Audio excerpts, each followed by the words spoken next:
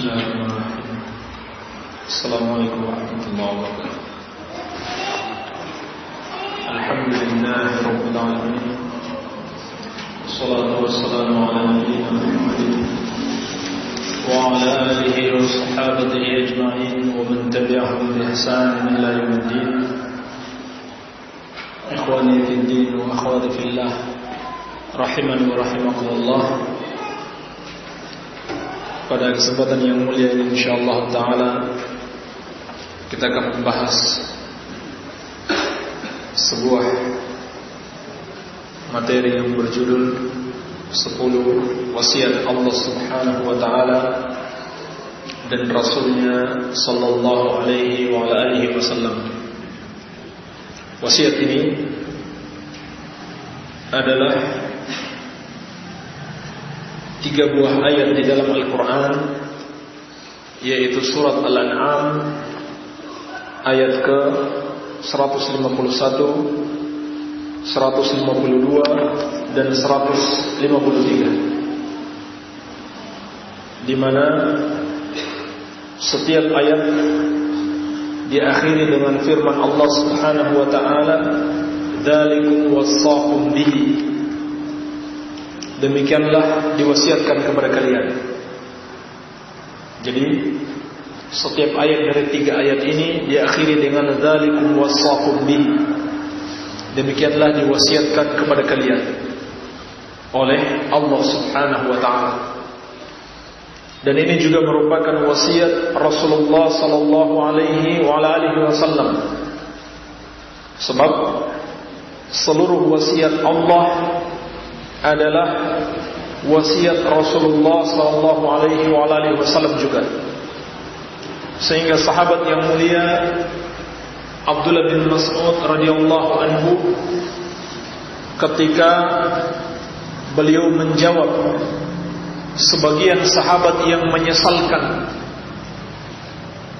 adanya sesuatu yang menghalangi Rasulullah sallallahu alaihi wasallam untuk memberikan wasiat sebelum beliau meninggal dunia. Mereka mengatakan sangat merugi kita karena kita telah menghalangi Rasulullah sallallahu alaihi wasallam memberikan wasiat. Tetapi kata sahabat Abdullah bin Mas'ud radhiyallahu anhu, "Man arada an yanzura ila wasiyati Muhammadin sallallahu alaihi wasallam allati 'alaiha khatamuhu falyaqra qaulahu ta'ala." Barang siapa yang mau melihat wasiat Rasulullah sallallahu alaihi wasallam yang tertera di atasnya stempel beliau, maka hendaklah dia membaca firman Allah Subhanahu wa ta'ala. Lalu beliau menyebutkan ayat ini, surat Al-An'am ayat ke 151, 152, 153. Jadi diserupakan oleh sahabat yang mulia Ibnu Mas'ud radhiyallahu taala anhu bagaikan wasiat Rasulullah sallallahu alaihi wasallam secara resmi yang tertera padanya stempel beliau, cap dari Rasulullah sallallahu alaihi wasallam. Iya. Ayat ini dimulai dengan firman Allah Subhanahu wa taala, "Qul ta'alu atlu ma harrama rabbukum 'alaikum." Katakanlah wahai Muhammad kepada umat manusia, kemarilah kalian, aku akan membacakan atas kalian apa yang diharamkan oleh Rabb kalian atas kalian. Ini awal ayat tersebut, surat Al-An'am ayat pertama. Nabi sallallahu alaihi wasallam diperintahkan oleh Allah Subhanahu wa taala untuk memanggil manusia, kemari kalian, saya ingin membacakan sesuatu atas kalian. Tentang apa? Tentang hal-hal yang diharamkan. Siapa yang mengharamkannya? Rabb kalian. Di sini ada faedah penting yang dijelaskan para ulama, bahwasannya manusia itu dia harus tahu bahwa yang berhak mengharamkan adalah Rabb-Nya, Allah Subhanahu wa ta'ala sebagai Rabb. Apa itu Rabb? Rabb adalah pencipta, pemilik, penguasa, pengatur alam ini, yang bisa memberikan manfaat dan mudarat dan sebagainya dari perbuatan-perbuatan Allah Subhanahu wa ta'ala. Sehingga diingatkan manusia bahwasanya apa yang akan saya bacakan ini kepada kalian adalah dari Rabb kalian, yang telah menciptakan kalian, yang senantiasa memberikan rezeki kepada kalian, yang bisa memberikan kemanfaatan dan kemudaratan kepada kalian, yang juga akan mematikan kalian dan menghidupkan kalian pada kali yang kedua, pada kehidupan yang kedua, yaitu kehidupan di akhirat kelak. Maka tidak ada jalan lain bagi kalian kecuali kalian harus mendengarnya dan harus mentaatinya. Ini maknanya. Sehingga seorang mukmin harus meyakini tidak ada satupun makhluk yang boleh mengharamkan sesuatu, sebagaimana tidak ada yang boleh menghalalkan sesuatu. At-tahlil wa tahrim, penghalalan dan pengharaman adalah hak Allah Subhanahu wa ta'ala sebagai Rabb. Maka siapa yang membuat suatu aturan di mana aturan tersebut terkandung penghalalan apa yang Allah haramkan dan pengharaman apa yang Allah halalkan, berarti dia telah menyamakan diri dengan Allah Subhanahu wa ta'ala sebagai Rabb. Demikian sebaliknya, kalau kita mentaati suatu aturan atau mengikuti seorang tokoh dalam menghalalkan apa yang Allah haramkan atau mengharamkan apa yang Allah halalkan, berarti kita telah mengangkat dia sederajat dengan Allah Subhanahu wa ta'ala, dan itulah yang dinamakan dengan perbuatan syirik. Syirik di dalam rububiyah, ataupun bisa juga syirik dalam uluhiyah, yaitu syirik dalam ketaatan, syirik ta'ah. Sehingga dalam Al-Quran Allah Subhanahu wa ta'ala mengabarkan di antara bentuk kekufuran dan kesyirikan orang-orang Yahudi dan Nasrani. Ya, perlu diketahui, orang-orang Yahudi dan Nasrani itu kekafirannya, kesyirikannya bukan cuma satu bentuk, macam-macam bentuknya. Di antaranya firman Allah Subhanahu wa ta'ala, ittakhadhu ahbarahum wa ruhbanahum arbaba min dunillah. Mereka menjadikan para pendeta-pendeta mereka, ahli-ahli ibadah, dan orang-orang alim mereka, orang-orang berilmu, ulama mereka, sebagai arbaban min dunillah, rob-rob selain Allah Subhanahu wa ta'ala, sesembahan selain Allah Subhanahu wa ta'ala. Ketika Rasulullah sallallahu alaihi wasallam membacakan ayat ini ayat dalam surat At-Taubah, sahabat yang mulia Ali bin Hatim radhiyallahu anhu, yang beliau itu mu'allaf, mantan Kristen, mantan Nasrani, masuk Islam. Maka dia mengatakan kepada Rasulullah sallallahu alaihi wasallam, "Lasna na'buduhum." Ya Rasulullah, kenapa dalam ayat itu dikatakan kami beribadah kepada para pendeta kami dan orang alim kami, padahal kami tidak pernah beribadah kepada mereka? Maka Rasulullah sallallahu alaihi wasallam mengatakan, bukankah para pendeta kalian menghalalkan apa yang Allah haramkan, kalian pun ikut-ikutan? Sebaliknya, mereka mengharamkan apa yang Allah halalkan, kalian pun ikut juga. Fatilka ibadatuhum, maka itulah yang dimaksud beribadah kepada mereka. Maka hati-hati, jangan sampai kita mengikuti seseorang, mengikuti seorang tokoh dalam suatu perkara yang dia itu telah menghalalkan apa yang Allah haramkan, atau sebaliknya mengharamkan apa yang Allah halalkan, maka berarti kita telah beribadah kepadanya. Kita telah menyekutukan Allah Subhanahu wa ta'ala dengan dia. Sebab seorang mukmin itu harus meyakini yang bisa menghalalkan sesuatu, yang bisa mengharamkan sesuatu hanya Allah Subhanahu wa ta'ala.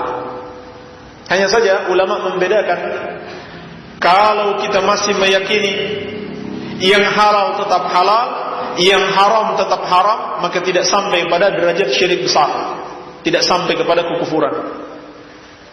Kita ikuti seseorang, mungkin dia tokoh agama atau seorang penguasa atau siapa saja, pemimpin kelompok dan semisalnya.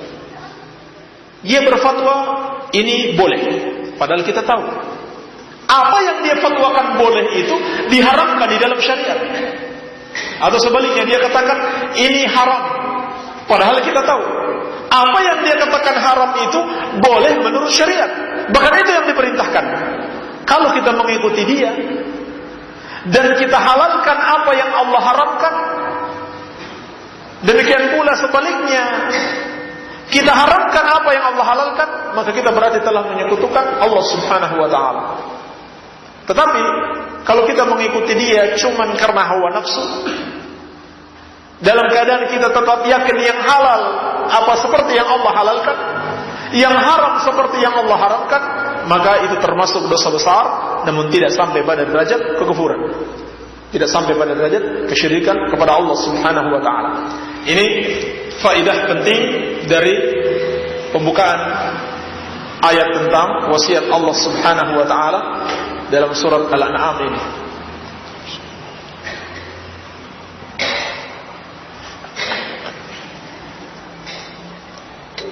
Kemudian Rasulullah sallallahu alaihi wasallam mulai membacakan satu persatu ayat Allah Subhanahu wa taala sebagaimana yang Allah firmankan dari wasiat yang pertama sampai ke-10, dan dimulai dari wasiat yang paling penting, yaitu alla tusyriku bihi syai'a.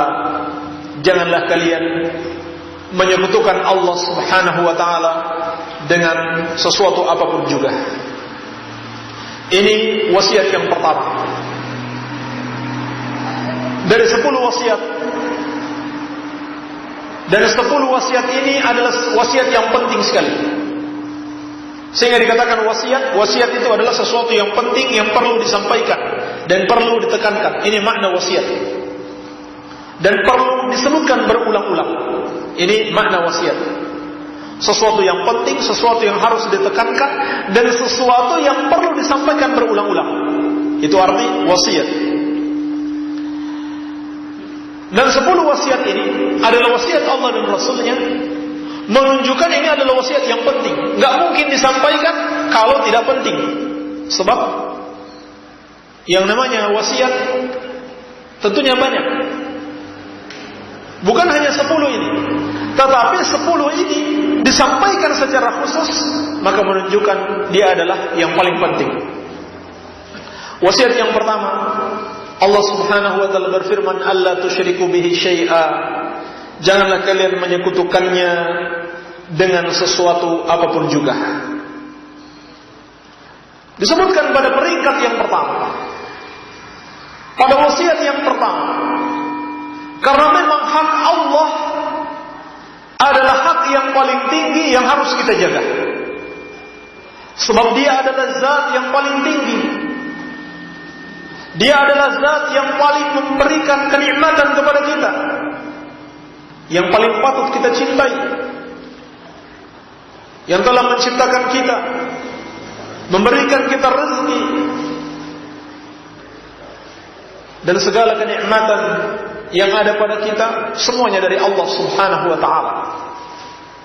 Maka sepatutnya kita menjunjung tinggi haknya Allah Subhanahu wa ta'ala di atas hak makhluknya, siapapun itu. Demikian pula sebaliknya, pelanggaran terhadap hak Allah adalah dosa yang paling besar, melebihi besarnya pelanggaran terhadap hak-hak makhluk, siapapun makhluk tersebut. Jauh-jauh lebih besar pelanggaran terhadap hak Allah dibanding pelanggaran terhadap haknya makhluk. Dalil-dalil dalam Al-Quran dan Sunnah menunjukkan hal tersebut. Di antaranya pengabaran yang Allah Subhanahu wa ta'ala kabarkan kepada kita, bahwa seorang yang melanggar hak Allah dengan menyekutukannya, maka dia sudah pasti masuk neraka. Dia kekal di dalamnya selama-lamanya. Tidak mungkin lagi dia akan selamat. Dosanya tidak akan mungkin diampuni oleh Allah Subhanahu wa ta'ala. Adapun apabila dia melakukan dosa selain itu, selain pelanggaran terhadap hak Allah, selain perbuatan syirik dan kekufuran, masih mungkin dia mendapatkan ampunan, dan masih mungkin dia masuk ke dalam surga. Walaupun mungkin dia mampir dulu ke neraka, tetapi dia tidak akan kekal di dalam neraka selama-lamanya. Allah Subhanahu wa ta'ala menegaskan, innahu may yusyrik billah faqad harramallahu alaihi al-jannah wa ma'wahu an-nar wa ma lidh-dhalimin min ansar. Sesungguhnya barang siapa yang menyekutukan Allah, maka Allah haramkan surga atasnya, neraka adalah tempatnya, dan tidak ada satupun yang sanggup menolong orang-orang yang zalim tersebut. Dan juga firman Allah Subhanahu wa ta'ala, innallaha la yaghfiru ayyushraka bihi wa yaghfiru ma duna dzalika liman yasha. Sesungguhnya Allah Subhanahu wa ta'ala tidak akan mengampuni dosa menyekutukannya, dan mengampuni dosa yang lebih ringan daripada itu bagi siapa yang Allah kehendaki. Ini menunjukkan apa? Tidak ada lagi dosa yang lebih besar daripada dosa kesyirikan dan kekufuran. Tidak ada hak yang lebih besar daripada hak Allah Subhanahu wa ta'ala. Oleh karena itu kita sebagai muslim, sebagai hamba Allah, juga harus lebih memperhatikan hak ini dibanding semua hak yang ada. Apakah itu hak orang tua kita, hak masyarakat kita, hak tetangga kita, hak istri kita, itu di bawah. Semuanya di bawah hak Allah Subhanahu wa ta'ala. Maka termasuk tipuan syaitan kepada sebagian orang, Masya Allah, dia begitu baik kepada manusia, dia begitu memperhatikan hak-hak manusia, bahkan dia berjuang untuk mengembalikan hak-hak manusia yang terampas, yang dirampas oleh orang-orang yang zalim. Bahkan tidak jarang dia menjadi pahlawan rakyat kecil, dia menjadi pahlawan wong cilik, tetapi bersamaan dengan itu dia menyekutukan Allah Subhanahu wa ta'ala, dia merendahkan hak Allah Subhanahu wa ta'ala. Maka ini tipuan syaitan. Iya. Sampai pada akhirnya mereka menempuh jalan-jalan yang salah di dalam memperjuangkan hak-haknya manusia. Di antaranya dengan berdemonstrasi, dengan mencerca dan mencela pemerintah terang-terangan, apakah di media massa ataukah di mimbar-mimbar terbuka, bahkan di mimbar Jumat yang seharusnya digunakan untuk mengajarkan hak Allah, mengajarkan syariat Islam, mereka gunakan untuk mencela pemerintah kaum muslimin. Dengan alasan apa? Membela hak-hak rakyat. Padahal mereka sendiri merendahkan hak-hak Allah Subhanahu wa ta'ala. Terjadi perbuatan kesyirikan di sekitar mereka, mereka biarkan. Bahkan mereka sendiri melakukan perbuatan syirik, mungkin mereka meninggalkan salat dan lain sebagainya. Ini termasuk tipuan syaitan. Sehingga kita harus tahu, hak yang paling besar adalah hak Allah Subhanahu wa ta'ala, yang paling harus kita junjung tinggi, yang harus selalu kita lebih perhatikan dibanding yang lainnya. Namun kadang-kadang kita tidak menyadari, kita belum memperhatikan hak Allah Subhanahu wa ta'ala dengan semestinya. Buktinya apa? Kadang-kadang kita mendengarkan ada berita tentang penculikan, penculikan anak yang dicintai, disayangi, dicuri orang. Kita marahnya bukan main. Kalau saja ketemu pencuri itu, saya akan habisi dia. Mungkin kita mendengarkan ada terjadi pembunuhan atau pemerkosaan. Setelah diperkosa, dibunuh wanitanya, dicincang-cincang lalu dibuang di tempat sampah.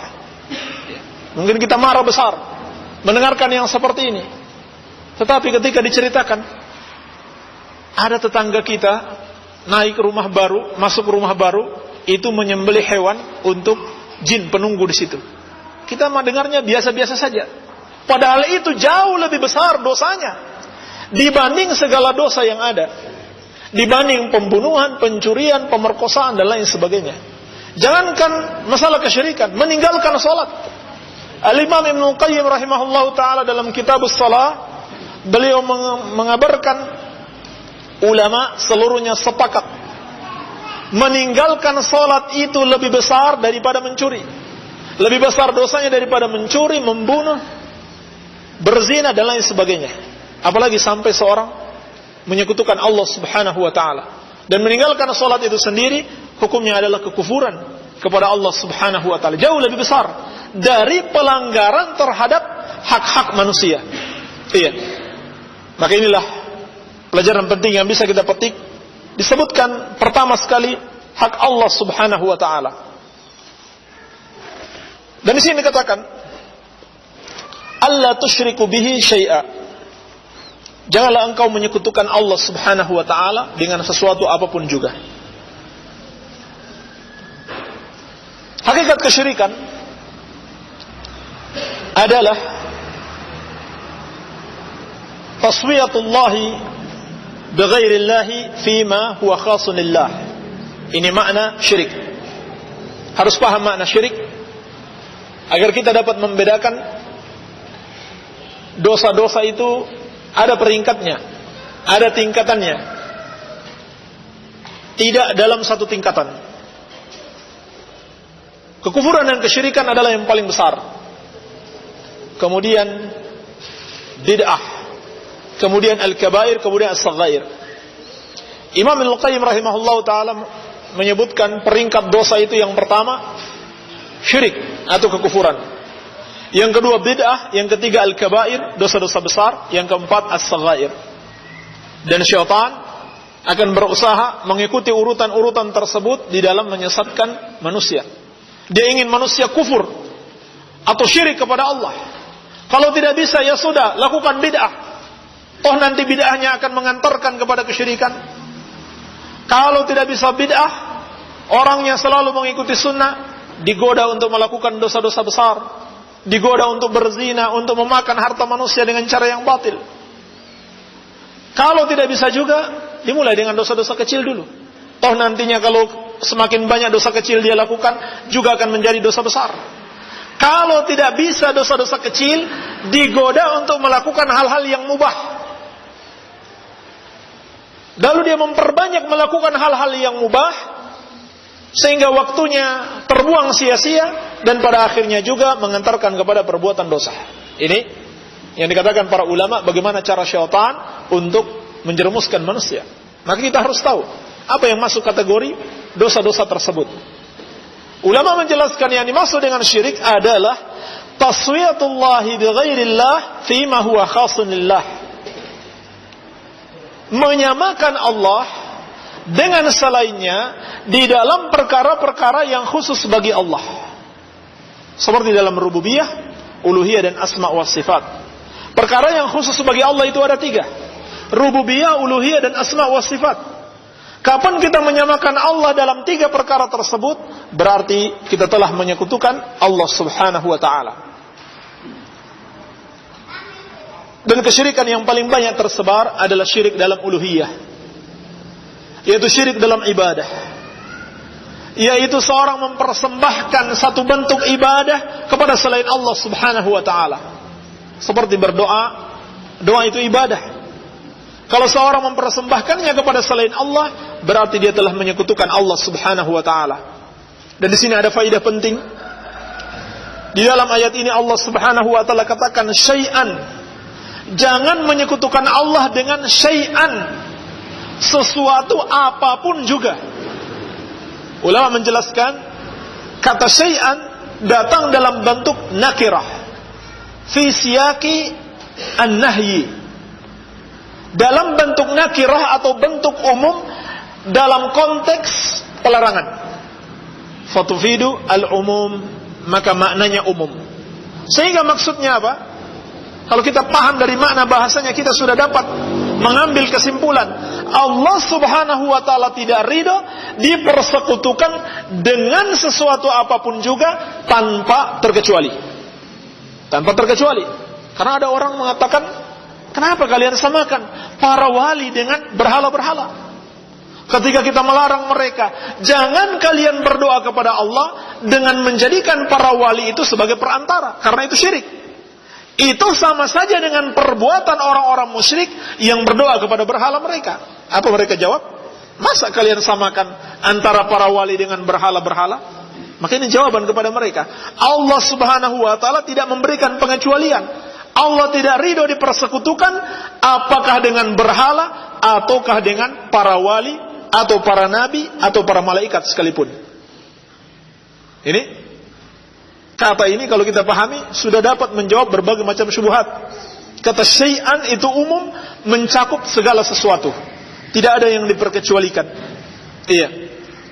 Oleh karena itu betapapun kita menghormati para malaikat, kita mencintai Rasulullah sallallahu alaihi wasallam, kita mencintai para wali Allah subhanahu wa ta'ala, tetapi kita tidak boleh mempersekutukan para wali tersebut atau para nabi dan para malaikat dengan Allah subhanahu wa ta'ala sedikit pun.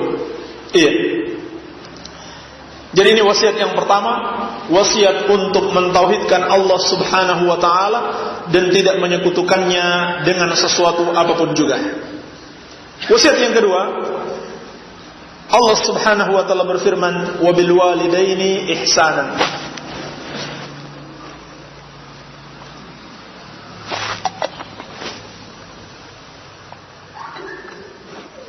Dan hendaklah kalian berbuat baik atau berbakti kepada kedua orang tua kalian. Disebutkan hak orang tua pada peringkat yang kedua, menunjukkan memang hak Allah subhanahu wa ta'ala lebih besar daripada hak orang tua. Sehingga di dalam Al-Quran Allah subhanahu wa ta'ala memerintahkan kita untuk berbakti kepada kedua orang tua. Tetapi Allah juga mengatakan, wa in jahadaka ala an tusyrika bi ma laysa laka bihi ilmun fala tuti'huma. Meskipun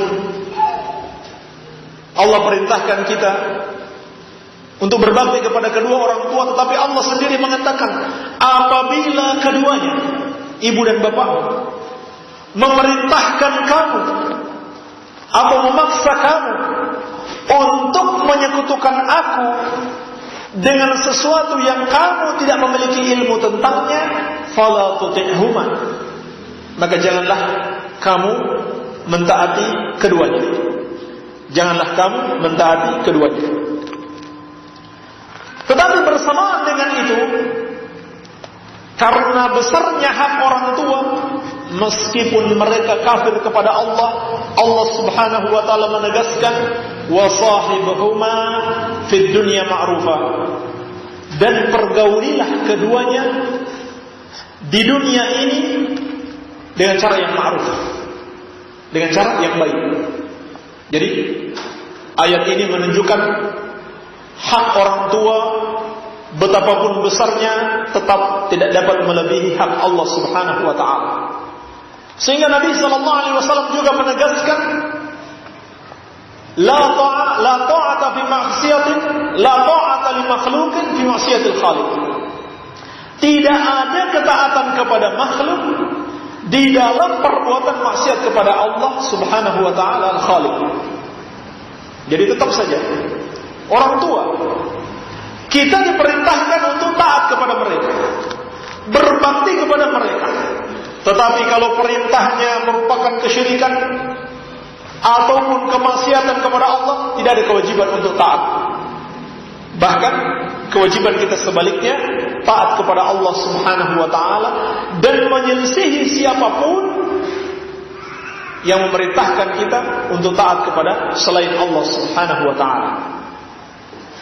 Tetapi ayat ini juga menegaskan kepada kita betapa besarnya hak orang tua, sehingga disebutkan setelah hak Allah Subhanahu wa ta'ala. Luar biasa. Ini hak makhluk yang paling besar dalam kehidupan kita. Setelah hak Allah Subhanahu wa ta'ala dan tentunya setelah hak Rasulullah sallallahu alaihi wasallam, baru kemudian hak orang tua kita. Kita perhatikan. Kita berbakti kepada mereka. Kita berbuat baik kepada mereka. Apapun yang mereka butuhkan, kita penuhi. Apapun yang mereka inginkan, yang mereka perintahkan kepada kita, wajib bagi kita untuk taat, sepanjang bukan perintah atau keinginan yang di situ terkandung perbuatan maksiat. Bahkan bagi seorang laki-laki, dia harus lebih mengutamakan orang tuanya dibanding istri dan anak-anaknya sendiri. Ingat kisah 3 orang yang terkurung di dalam gua. Salah seorang dari mereka memiliki amalan. Dia membawa makanan atau minuman. Anak-anaknya dan istrinya sudah ingin makan dan minum, dia tidak mau. Dia tidak berikan. Dia ingin orang tuanya lebih dahulu mencicipinya. Tetapi dia tidak mau mengganggu, orang tuanya sedang tidur. Akan tetapi tidak sebaliknya, adapun seorang istri, maka yang lebih wajib dia taati adalah suaminya. Sedangkan seorang suami, lebih penting dia taati, lebih dia perhatikan adalah kedua orang tuanya. Iya. Dan secara khusus, Allah Subhanahu wa ta'ala memerintahkan kita untuk memperhatikan orang tua kita ketika mereka sampai pada umur tua. Allah tegaskan dalam Al-Quran, imma yablughanna indakal kibar ahaduhuma aw kilahuma fala taqul lahumā uffin wa la tanharhumā. Apabila salah seorang dari kedua orang tuamu atau kedua-duanya mencapai umur tua bersamamu. Ini kata bersamamu menunjukkan sampai kapanpun kita wajib berbakti kepada orang tua. Bukan berarti setelah kita punya keluarga kemudian kita biarkan orang tua kita.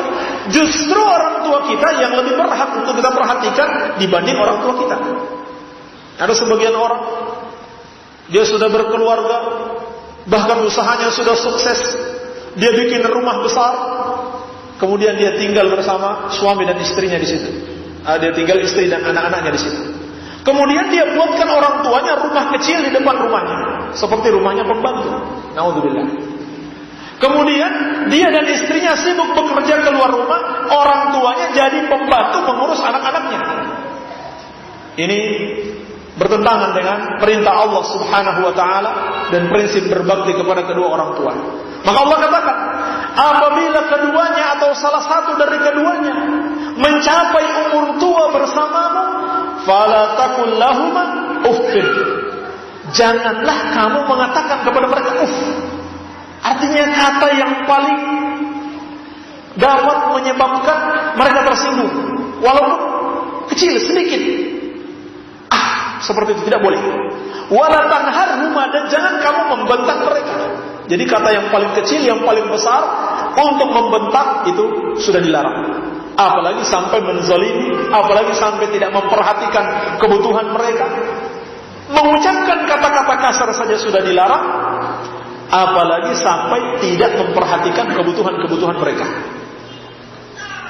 Wa qul lahumā qawlan karīman. Allah mengatakan, dan ucapkanlah kepada mereka berdua ucapan yang mulia. Ini wasiat yang kedua.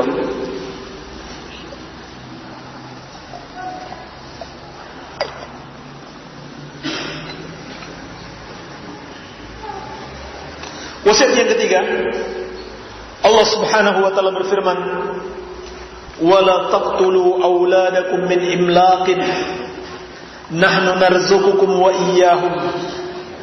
Dan janganlah kalian membunuh anak-anak kalian karena takut miskin. Kamilah yang memberikan rezeki kepada kalian dan kepada mereka. Ini teguran kepada kaum musyrikin dahulu. Di antara kejahiliaan mereka adalah membunuh anak-anak perempuan mereka. Anak-anak perempuan. Kenapa? Karena takut miskin. Anak perempuan bagi mereka hanya suatu beban. Tidak bisa membantu untuk bekerja, tidak bisa membantu mencari nafkah. Dan bagi mereka bukan sebuah kemuliaan, adalah sebuah aib. Maka Islam datang untuk memuliakan wanita. Diharamkan pembunuhan terhadap anak-anak wanita. Apakah karena malu? Demikian pula karena takut miskin. Dan Allah Subhanahu wa taala menegaskan, nahnu narzuqukum wa iyyahum. Kamilah yang memberikan rezeki kepada mereka dan kepada kalian. Kenapa harus dibunuh anak-anak itu? Sedangkan yang memberikan rezeki kepada kamu adalah Allah. Demikian pula yang memberikan rezeki kepada mereka adalah Allah Subhanahu wa taala. Itu tanggung jawab Allah. Kamu tidak ada campur tangan di dalam rezeki mereka. Maka ini termasuk dosa yang sangat besar. Ini wasiat yang ketiga. Dan ulama menjelaskan yang hampir mirip dan semisal dengan itu, walaupun tidak sama di dalam dosa, adalah perbuatan sebagian orang yang mereka namakan dengan tahdidun nasab, pembatasan kelahiran. Kenapa? Takut miskin, takut lapangan kerja susah, takut adanya peledakan penduduk, kemudian susah mencari kerja. Ini kurang lebih sama dengan apa yang ditakutkan, dikhawatirkan oleh orang-orang jahiliyah dahulu. Sehingga mereka membuat program yang namanya keluarga berencana. KB cukup 2 anak saja. Kenapa? Karena alasan-alasan tersebut. Maka Allah Subhanahu wa taala mengatakan, nahnu narzuqukum wa iyyahum. Kami yang memberikan rezeki kepada kalian dan kepada anak-anak kalian. Dan orang-orang kafir menggunakan isu ini untuk membuat jumlah kaum muslimin itu tidak melebihi mereka. Sehingga mereka serukan program-program KB ini di negeri-negeri kaum muslimin. Bahkan mereka menegur pemerintah kaum muslimin. Woi, jumlah penduduk kalian sudah semakin banyak. Bagaimana nasib kalian? Kesehatan kalian menurun, ekonomi kalian menurun. Cepat laksanakan program KB. Kalau tidak, kami tidak akan memberikan bantuan kepada kalian. Itu mereka serukan di negeri-negeri kaum muslimin. Sementara di negeri-negeri mereka tidak mereka terapkan yang namanya KB tersebut. Iya. Maka ini semisal dengan apa yang dilakukan oleh ahlul jahiliyah dahulu. Takut miskin, takut masalah perut, tidak mau memperbanyak anak. Dan bertentangan dengan sabda Nabi sallallahu alaihi wasallam, tazawwajul wadudal waluda fa inni mukathirun bikumul umam yaumal qiyamah. Menikahlah dengan wanita-wanita yang penyayang dan peranak, yang subur kandungannya. Karena sesungguhnya aku akan berbangga dengan banyaknya umatku pada hari kiamat. Ini perintah Nabi sallallahu alaihi wasallam. Kalau menikah, usahakan lihat wanitanya ini subur gak dia. Jangan cuma lihat cantiknya saja. Lihat dia subur gak. Bagaimana cara melihatnya? Hah? Lihat bagaimana saudara-saudaranya. Kalau dia dari saudaranya banyak, berarti dia subur juga seperti ibu dan bapaknya. Ini diantaranya cara melihatnya. Tapi kalau memang tidak dapat yang subur, ya sudah menikah lagi, tambah lagi, cari yang subur kandungannya. Iya. Kata Nabi sallallahu alaihi wasallam, aku akan berbangga dengan banyaknya umatku pada hari kiamat. Tetapi perlu kita camkan dengan baik, umat yang dibanggakan Rasulullah sallallahu alaihi wasallam tentunya umat yang dibina, dididik di atas tauhid was sunnah. Bukan memperbanyak anak kemudian satu jadi pengamen jalanan, satu jadi preman, satu jadi macam-macam, ya, jadi pengangguran dan lain sebagainya. Tetapi betul-betul kita berusaha mendidik mereka di atas tauhid wa sunnah. Jangan cuma bisa memperbanyak anak, tetapi tidak ada usaha untuk mendidik mereka. Itu berarti menambah dosa-dosa kita saja. Sebab itu tanggung jawab kita. Iya. Ini wasiat yang ketiga.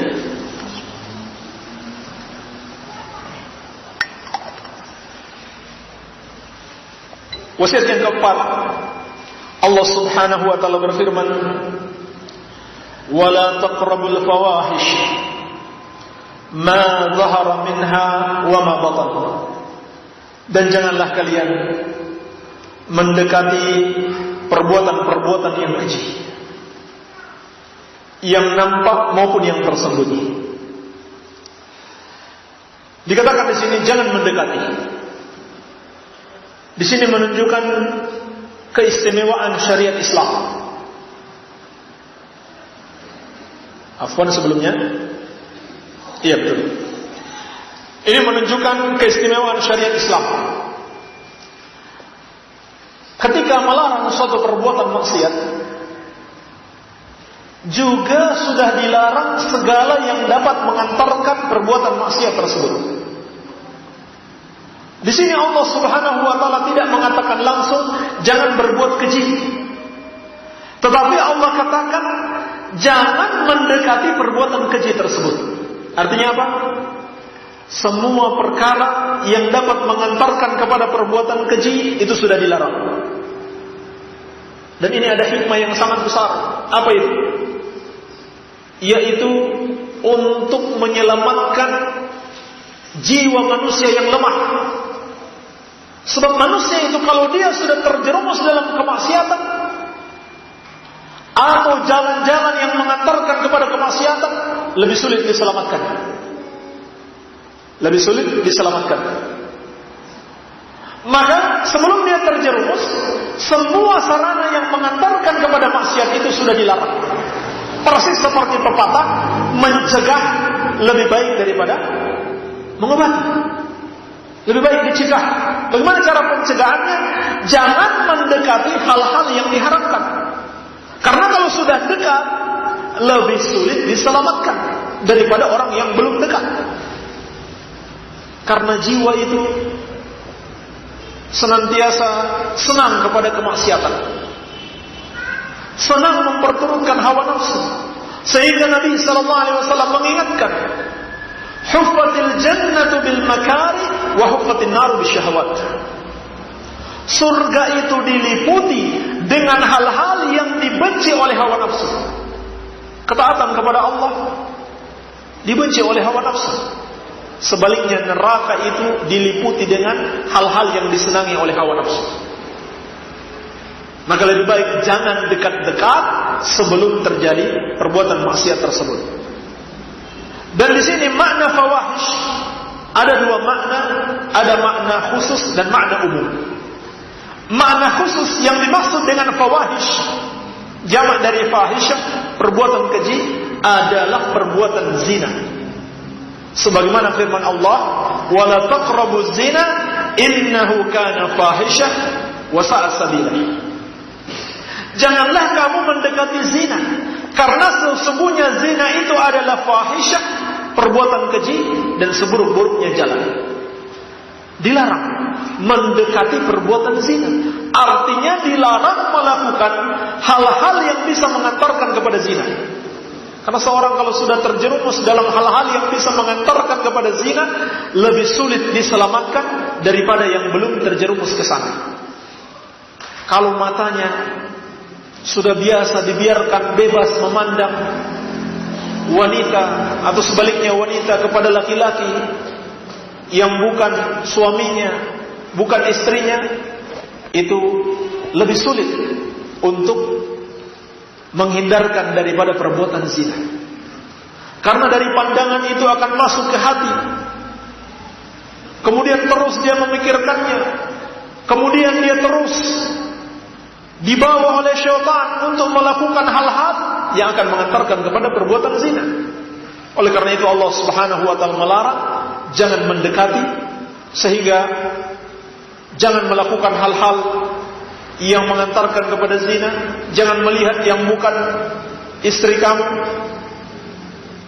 jangan berdua-duaan dengannya, jangan bertemu dengannya tanpa suatu keperluan mendesak, jangan berbicara dengannya dengan pembicaraan-pembicaraan yang tidak perlu, pembicaraan-pembicaraan yang tidak penting, apalagi sampai bercandaria dengannya dan seterusnya. Itu semua mengantarkan kepada perbuatan zina. Ini makna yang khusus. Adapun makna yang umum adalah semua perbuatan maksiat. Semua perbuatan maksiat. Allah katakan, "Wala taqrabul fawahish," dan janganlah kamu mendekati hal-hal yang keji. Bermakna juga bermakna umum. Jangan mendekati semua perbuatan maksiat. Ma zahara minha wa ma batan. Yang nampak maupun yang tersembunyi. Di sini ulama memiliki banyak penafsiran. Yang nampak ditafsirkan sebagian ulama yang besar dosanya, yang tersembunyi yang kecil dosanya. Ada pula yang menafsirkan yang nampak, yakni yang dilihat oleh manusia, yang tersembunyi yang tidak dilihat oleh manusia. Persis seperti sabda Nabi sallallahu alaihi wasallam yang tadi kita bahas, "Ittaqillaha haitsu ma kunta." Bertakwalah kepada Allah dimanapun engkau berada, baik ketika engkau bersendirian maupun ketika engkau bersama manusia. Ini makna firman Allah, "Ma zahara minha wa ma batan," yang nampak maupun yang tersembunyi. Sebagian ulama mengatakan yang nampak adalah yang diketahui oleh manusia bahwa itu perbuatan keji. Sedangkan yang tersembunyi adalah hanya kamu yang tahu itu perbuatan keji. Mungkin ada orang berjalan bersama seorang wanita, orang-orang mungkin menganggap itu istrinya, sehingga mereka tidak tahu bahwa yang dilakukan adalah perbuatan keji, sedangkan dia sendiri tahu itu adalah perbuatan keji. Maka inilah yang dimaksud dengan ma zahara minha wa ma batan, yang nampak maupun yang tersembunyi, yang diketahui orang bahwa itu perbuatan keji maupun yang tidak mereka ketahui, hanya engkau yang tahu itu adalah perbuatan keji. Kedua-duanya diperintahkan oleh Allah Subhanahu wa taala untuk dijauhi. Wasiat yang berikutnya yang keberapa? Yang kelima ya.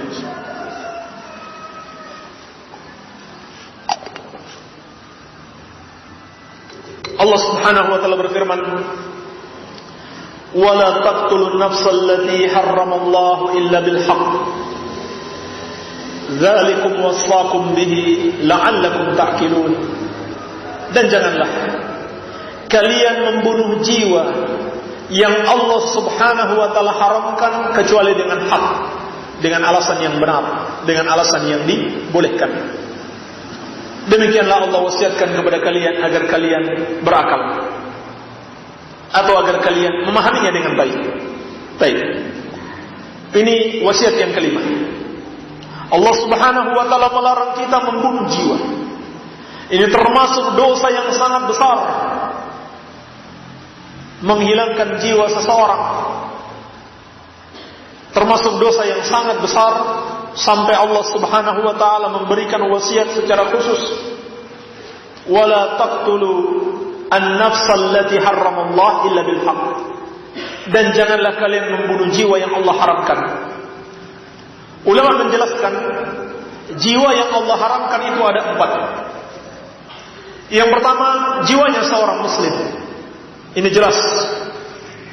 Membunuh seorang mukmin adalah dosa yang sangat besar, yang akan menyebabkan seorang itu mendapatkan laknat Allah Subhanahu wa taala, mendapatkan murka Allah.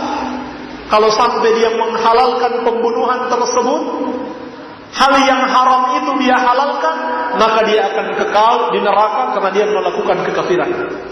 Kalau dia menghalalkan pembunuhan tersebut, berarti dia telah menghalalkan apa yang Allah haramkan, perbuatan kufur, perbuatan menyekutukan Allah Subhanahu wa taala. Allah tegaskan dalam Al-Quran, "Wa man yaqtul mu'mina muta'ammidan fajaza'uhu jahannam khalidan fiha wa ghadiba Allahu 'alaihi wa la'anahu wa a'adda lahu 'adzaban alima." Dan barang siapa membunuh seorang mukmin dengan sengaja, maka balasannya adalah neraka jahanam, dia kekal di dalamnya selama-lamanya. Allah Subhanahu wa taala murka kepadanya, Allah melaknatnya, dan Allah telah menyiapkan baginya azab yang sangat pedih. Dan Nabi sallallahu alaihi wasallam bersabda, "La zawalu hadhihi ad-dunya ahwanu 'inda Allah min qatli rajulin muslim." Hancurnya dunia ini seluruhnya itu lebih ringan di sisi Allah dibanding terbunuhnya seorang muslim. Maka kita bisa mengambil suatu pelajaran yang penting, betapa seorang muslim itu sangat terhormat di sisi Allah Subhanahu wa taala. Sangat mulia dalam pandangan Allah Subhanahu wa taala. Kalau saja masjid ini kita sangat hormati, rumah Allah. Tidak ada yang berani mengotori masjid ini. Sesungguhnya kehormatan seorang mukmin jauh melebihi masjid ini. Seorang mukmin itu lebih utama, lebih mulia, sehingga hancurnya dunia ini seluruhnya itu lebih ringan di sisi Allah dibanding terbunuhnya seorang muslim. Maka seorang muslim itu harus kita hormati, karena Allah telah menghormati dia, karena keimanan yang dia miliki. Khususnya lagi orang-orang yang berilmu, Allah telah menghormati mereka bukan saja karena keimanan, tetapi karena ilmu yang mereka miliki. Allah kabarkan dalam Al-Quran, "Yarfa'illahu alladhina amanu minkum walladhina utul ilma darajat." Allah mengangkat orang-orang yang beriman di antara kalian dan orang-orang yang berilmu beberapa derajat. Artinya apa? Allah muliakan, Allah hormati orang-orang yang beriman. Dan di antara orang-orang yang beriman, Allah lebih muliakan lagi, Allah lebih hormati lagi orang-orang yang berilmu. Maka kewajiban kita menghormati kaum muslimin, menghormati orang-orang yang beriman, dan lebih-lebih lagi orang-orang yang berilmu, para ulama ahlus sunnati wal jamaah. Sehingga pelecehan terhadap hak mereka,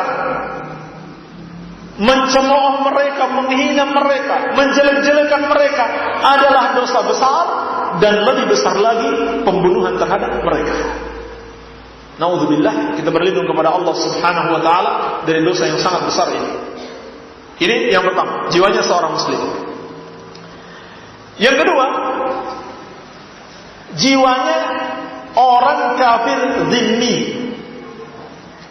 yaitu orang kafir yang tinggal di negeri kaum muslimin dan dia taat dengan peraturan pemerintah kaum muslimin dan dia membayar pajak kepada pemerintah kaum muslimin. Dan dia tidak bisa melakukan apa-apa yang dalam hubungannya dengan syiar agamanya kecuali harus minta izin kepada pemerintah kaum muslimin. Membangun gereja harus minta izin kepada pemerintah kaum muslimin. Ini namanya kafir zimmi. Yang ketiga, kafir mu'ahad, orang kafir yang terikat perjanjian dengan kaum muslimin, yaitu perjanjian gencatan senjata. Ini perjanjian yang dibolehkan untuk sementara waktu, bukan untuk selama-lamanya. Ada peperangan, kemudian kaum muslimin melihat di situ kalau peperangan dilanjutkan akan memberikan kemudaratan karena kita belum siap, ya sudah, gencatan senjata sementara. Maka dalam masa gencatan senjata ini haram membunuh orang-orang kafir tersebut. Kemudian yang keempat, orang kafir musta'man yang diberikan perlindungan oleh kaum muslimin, yaitu dia datang minta perlindungan kepada kaum muslimin, kemudian ada satu orang muslim memberikan jaminan keamanan terhadapnya. Maka bagi seluruh kaum muslimin tidak boleh membunuh dia. Apalagi kalau yang menjaminnya adalah pemerintah kaum muslimin, yang hari ini dikenal dengan istilah visa, izin masuk ke negeri kaum muslimin, tentunya sudah dengan jaminan keamanan. Maka tidak boleh ada satupun dari kaum muslimin yang membunuh orang-orang kafir tersebut. Di dalam hadis Nabi sallallahu alaihi wasallam, dalam hadis Bukhari dari Abdullah bin Amr bin As radhiyallahu taala anhuma, Nabi sallallahu alaihi wasallam memberikan ancaman yang sangat keras sekali. Man qatala mu'ahadan lam yarah raihatal jannah fa inna rihaha la tujadu min masirati 40 aman. Barang siapa yang membunuh seorang kafir yang terikat perjanjian dengan kaum muslimin, apakah satu dari tiga perjanjian tadi? Perjanjian zimmah, kafir dhimmi, atau perjanjian muahadah, atau perjanjian isti'man, keamanan.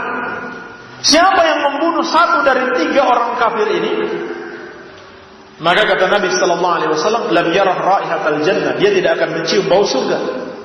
Padahal bau surga itu tercium dari jarak 40 tahun perjalanan. Jadi dari sini kita ketahui tidak semua orang kafir itu boleh kita bunuh. Yang boleh kita bunuh apabila sudah terpenuhi syarat-syarat untuk membunuhnya, untuk memeranginya, untuk berjihad melawannya. Kalau belum terpenuhi, apalagi dia terikat dengan perjanjian ini, maka haram membunuh mereka.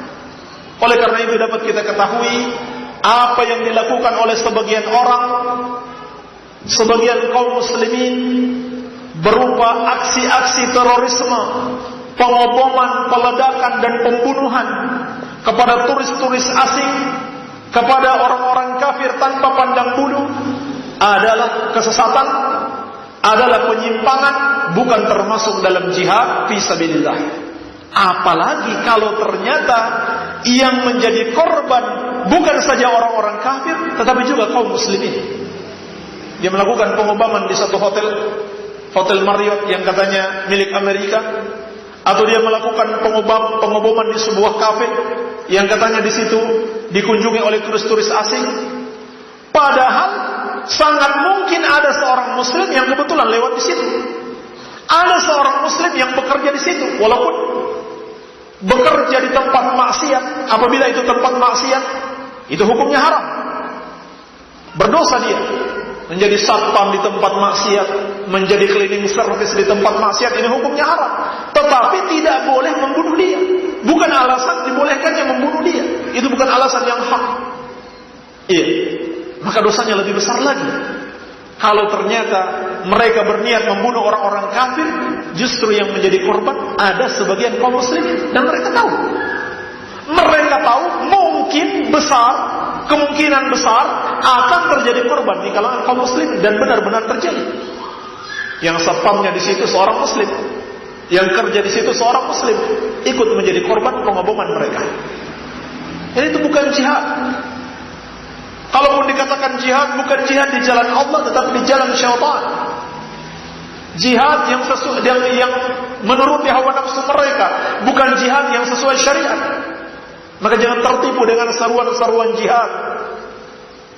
Kalaupun itu jihad yang sebenarnya, maka adab di dalam berjihad itu ada. Bukan sembarang lihat orang kafir langsung dibunuh, bukan. Nabi SAW apabila melepas pasukan jihad, maka beliau akan memberikan wasiat. Wasiat pertama yang beliau sampaikan adalah bertakwa kepada Allah. Dan apabila bertemu musuh, hendaklah yang kalian lakukan pertama kali, ajak dia masuk Islam. Dakwahi. Itu tujuan jihad, untuk berdakwah agar mereka selamat, bukan dikirim mereka langsung ke neraka. Ajak mereka masuk surga. Kalau langsung dibunuh berarti mengirim mereka langsung ke neraka. Ini pesan pertama Nabi sallallahu alaihi wasallam, ajak mereka masuk Islam. Inilah tujuan jihad yang hakiki, bukan sekedar pembunuhan. Kalau dia tidak mau masuk Islam, tawarkan dia untuk menjadi kafir dhimmi, hidup di bawah pemerintahan kaum muslimin, membayar pajak kepada pemerintah kaum muslimin. Mudah-mudahan dengan itu dia melihat kebaikan Islam dan dia masuk Islam. Itu tujuannya. Mudah-mudahan dia rasakan kehinaan, betapa hinanya menjadi orang kafir, terus-menerus membayar pajak kepada kaum muslimin. Lebih baik masuk Islam daripada membayar pajak. Daripada terhina lebih baik mulia. Itu tujuannya. Dimintai bayar pajak. Kalau dia tidak mau juga, baru diperangi. Sudah alternatif terakhir, masuk Islam tidak mau, damai tidak mau, baru diperangi. Maka Apa yang mereka lakukan? Datang di tempat maksiat yang di situ banyak turis, langsung lempar bom. Itu tidak benar. Itu menyelisihi jihad Rasulullah sallallahu alaihi wasallam. Iya. Maka perbuatan seperti itu termasuk membunuh jiwa yang Allah Subhanahu wa taala haramkan. Baik.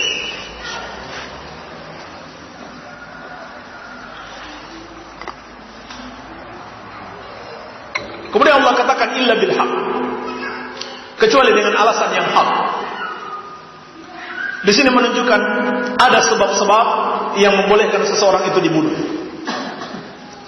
Ada sebab-sebab yang membolehkan seseorang itu dibunuh.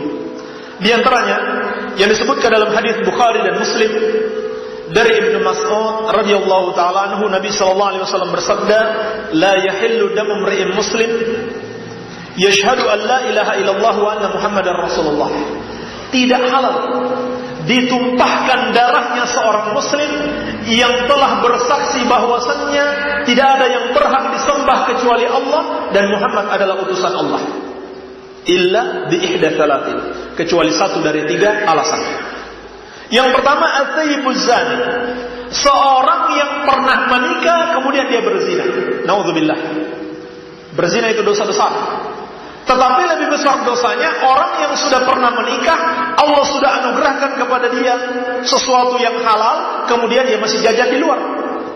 Ini dosanya lebih besar daripada pemuda yang berzina. Sehingga hukumannya adalah hukuman mati. Adapun kalau dia belum pernah menikah, maka hukumannya tidak sampai hukuman mati. Dan hukuman mati pun adalah dengan cara dirajam, yaitu dilempar dengan batu sampai mati. Dilempar dengan batu ke seluruh tubuhnya sampai dia mati. Ini yang pertama. Wan nafsu bin nafsi, yang kedua, membunuh seorang muslim, maka balasannya adalah bunuh. Membunuh seorang muslim balasannya juga adalah balasan bunuh, balasan yang setimpal. Yang ketiga, wattariku lidinihi al-mufariqu lil jamaah, orang yang murtad dari agama meninggalkan kaum muslimin. Ini hukumannya hukuman mati. Dikuatkan dengan hadis yang lain, Nabi sallallahu alaihi wasallam bersabda, "Man baddala dinahu faqtuluhu."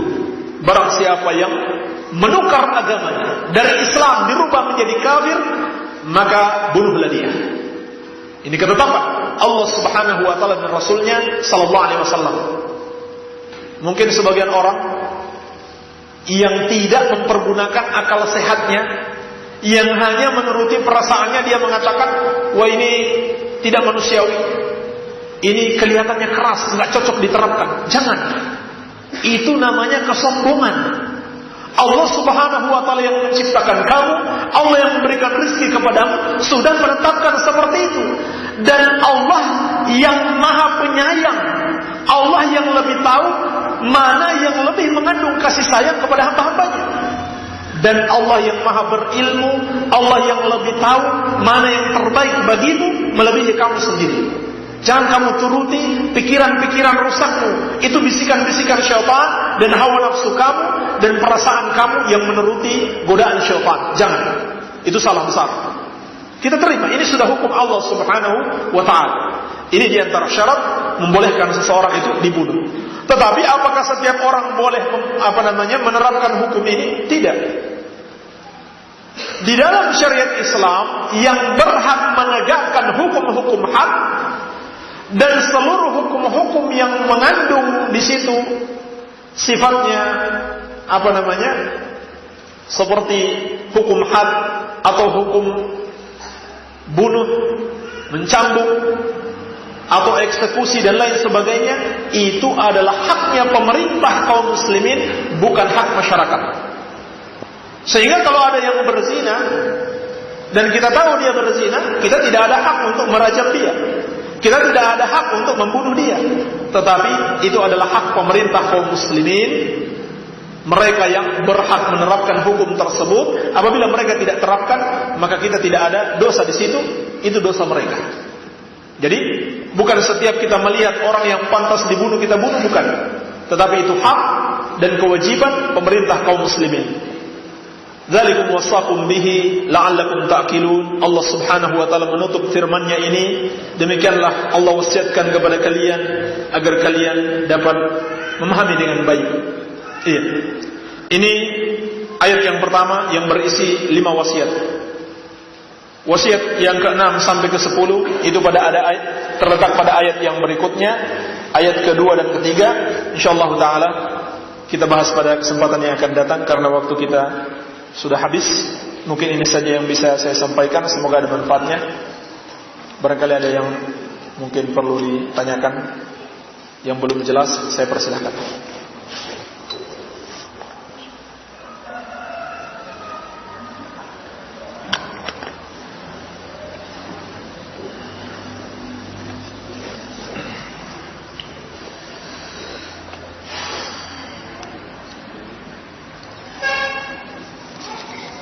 Bagaimana kalau ada pemimpin, baik pemimpin organisasi, kelompok, hizbiyun, mengajak slogan-slogan persatuan, tidak boleh saling menyalahkan.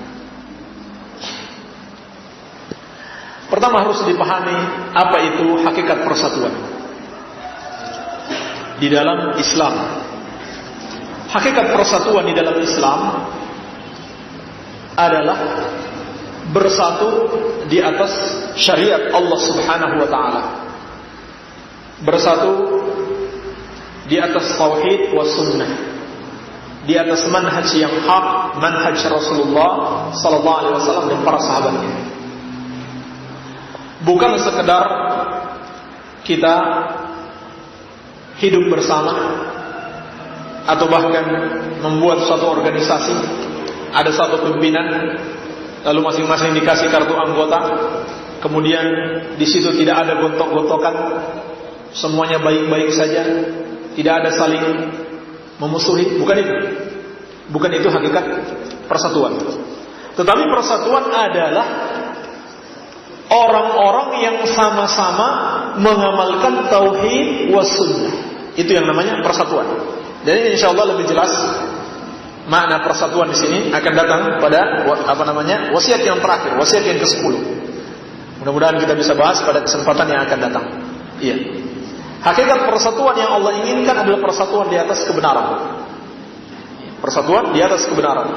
Allah Subhanahu wa taala berfirman dalam Al-Qur'an, "Wa'tasimu bihablillahi jami'an wa la tafarraqu." Berpegang teguhlah kalian semuanya, bersatulah semuanya dengan tali Allah dan janganlah kalian berpecah belah. Apa tali Allah? Tali Allah adalah Al-Quran. Tali Allah adalah As-Sunnah. Tali Allah adalah syariat Allah. Bersatu dengan itu. Bukannya bersatu dengan satu organisasi, lalu di situ berkumpul orang yang memiliki akidah yang berbeda-beda. Seperti yang satunya akidah Syiah, yang satunya Asy'ariyah, yang satunya Mu'tazilah, yang satunya Khawarij. Semuanya bertentangan dengan Islam. Maka itu bukan persatuan. Itulah hakikat perpecahan. Adapun ucapan yang tidak saling menyalahkan, maka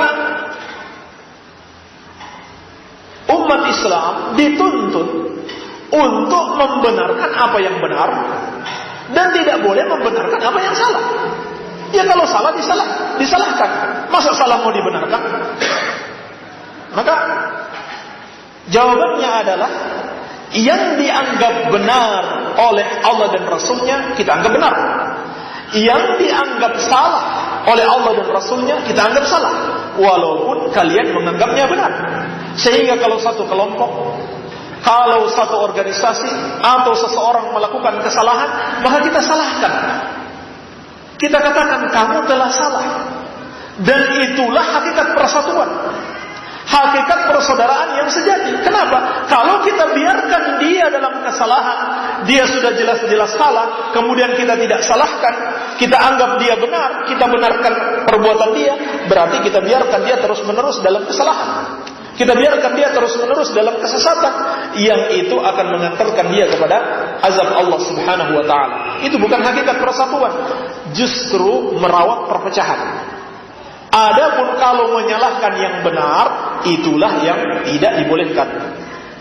Jangan saling menyalahkan. Jangan saling menyalahkan yang sudah benar. Kalau memang salah ya harus disalahkan. Iya, wallahu a'lam.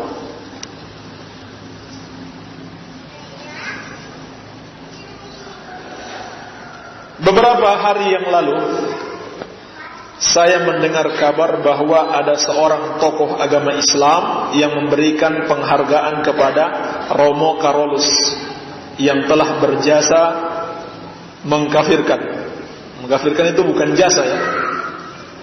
Ini kejahatan. Mengkafirkan dan memurtadkan sebagian kaum muslimin di Kampung Laut. Apakah hal itu betul-betul terjadi dan mohon dijelaskan? Itu betul-betul terjadi. Disiarkan di sebuah stasiun televisi, dan kebetulan buletin yang kita bawa dari dari Banjarsari itu membahas hal itu. Barangkali jawabannya secara detail bisa dibaca di situ ya. Buletin Mimbar Jumat. Itulah yang kita bahas. Iya. Intinya perbuatan memberikan penghargaan kepada orang kafir sama saja dengan menentang Allah dan Rasulnya. Sebab Allah dan Rasulnya telah menghinakan orang-orang kafir, justru dia memuliakan dengan penghargaan. Walaupun mereka menganggap dia tokoh Islam, mantan ketua organisasi Islam terbesar di Indonesia, tidak ada pengaruhnya sama sekali. Perbuatannya tidak bisa dibenarkan. Ini bertentangan dengan syariat Islam. Allah mengatakan orang-orang kafir itu adalah syarrul bariyah, seburuk-buruknya makhluk. Apakah patut kita sebagai muslim memberikan penghargaan kepada mereka? Allah sudah mengabarkan mereka itu adalah syarrul bariyah. Allah juga mengabarkan amalan-amalan mereka itu hangus,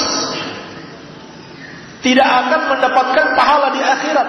Wa qadimna ila ma 'amilu min 'amalin faj'alnahu haba'an manthura. Kami hadapi amalan-amalan mereka dan kami jadikan amalan mereka itu hanya bagaikan debu-debu yang berterbangan. Lalu amalan mereka itu kita besar-besarkan di dunia ini. Nauzubillah. Ini jelas-jelas pelanggaran terhadap akidah Islam yang sebenarnya. Iya, yang lebih jelas bisa dibaca dalam buletin yang kita bawa tersebut.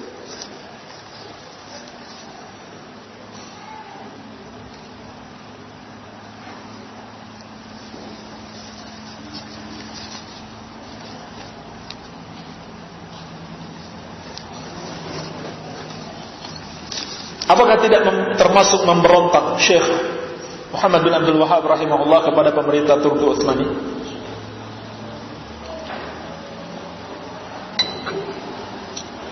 Permasalahan ini secara detail telah saya bahas dalam buku saya, Salafi Antara Tuduhan dan Kenyataan. Bisa saya jawab secara ringkas. Syekh Muhammad bin Abdul Wahhab rahimahullah, sesungguhnya daerah kekuasaan beliau Najd dan sekitarnya itu di dalam catatan resmi pemerintah Turki Utsmani tidak termasuk dalam wilayahnya. Tidak termasuk di dalam wilayahnya. Dan hari itu tidak semua pemerintahan Islam bergabung di dalam khilafah, tidak semuanya. Termasuk mungkin Indonesia di zaman itu, kerajaan Islam di Aceh secara resmi tidak tercatat sebagai di bawah kekuasaan khilafah Utsmaniyah. Bahkan sejak zaman tabi'in, khilafah Islam, kerajaan Islam sudah terpecah dua. Khilafah Abbasiyah dan khilafah Utsmaniyah sudah terpecah dua. Iya. Jadi di masa itu ada negara-negara Islam selain daripada khilafah Utsmaniyah. Cuman yang terbesar khilafah Turki Utsmani. Ini yang terbesar. Dan Najd ketika itu tidak termasuk dalam wilayahnya, maka tidak bisa dikatakan memberontak kepada pemerintah Turki Utsmani. Yang terjadi adalah kezaliman dari pemerintah Turki Utsmani kepada Syekh Muhammad bin Abdul Wahhab rahimahullah dan para pengikutnya. Pembunuhan, pembantaian kepada Syekh Muhammad bin Abdul Wahhab dari Turki Utsmani. Dan ulama menyebutkan inilah sebab terbesar jatuhnya khilafah Utsmaniyah yang sedikit sekali ditulis oleh para ahli sejarah, karena telah menghinakan dan menyerang ahlu tauhid wa sunnah. Iya. Jadi demikian kesimpulannya, wallahu a'lam.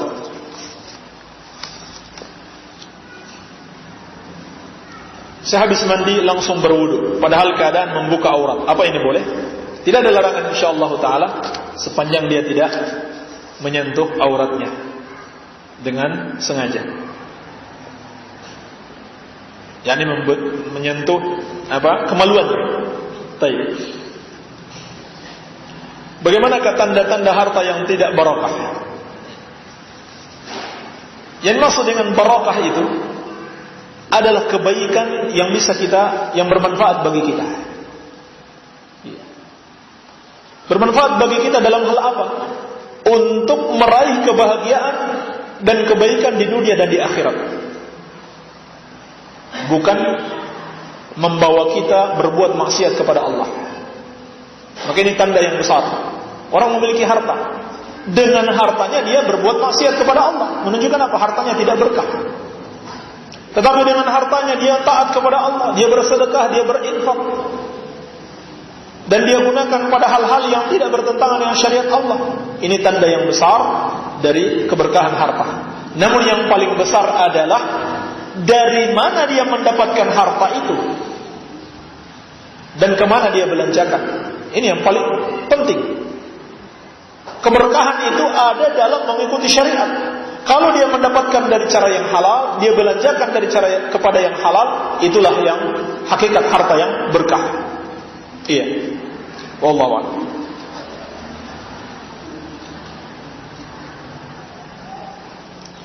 Bagaimana kiat kita untuk tidak kenal dengan bank atau rentenir yang menjerat kehidupan? Jadi antaranya dengan bersabar dan bertakwa kepada Allah Subhanahu wa taala. Insyaallah taala Allah akan berikan jalan keluar. Jangan kita berhubungan dengan rentenir, dengan bank dalam artian bertransaksi ribawi. Kita bertakwa kepada Allah, niscaya Allah akan berikan jalan keluar. Itu sudah janji Allah. Wa may yattaqillaha yaj'al lahu makhraja wa yarzuqhu min haitsu la yahtasib. Barang siapa yang bertakwa kepada Allah, Allah akan berikan baginya makhraja, jalan keluar. Dan dia akan diberikan rezeki dari arah yang tidak disangka-sangka. Hanya saja kita kurang sabar. Iya. Dan Nabi sallallahu alaihi wasallam menjanjikan, "Man taraka syai'an lillah awwadahu Allahu khairan minhu." Barang siapa meninggalkan sesuatu karena Allah, maka Allah akan menggantinya dengan yang lebih baik daripada itu. Iya. Cara berbakti kepada orang tua yang sudah meninggal dunia. Di antaranya disebutkan dalam hadis yang sahih adalah dengan berbuat baik terhadap kerabat-kerabat mereka. Kepada kakak dan adiknya, kepada sahabat-sahabat dekatnya, itu termasuk bakti kepada kedua orang tua. Demikian pula beramal saleh.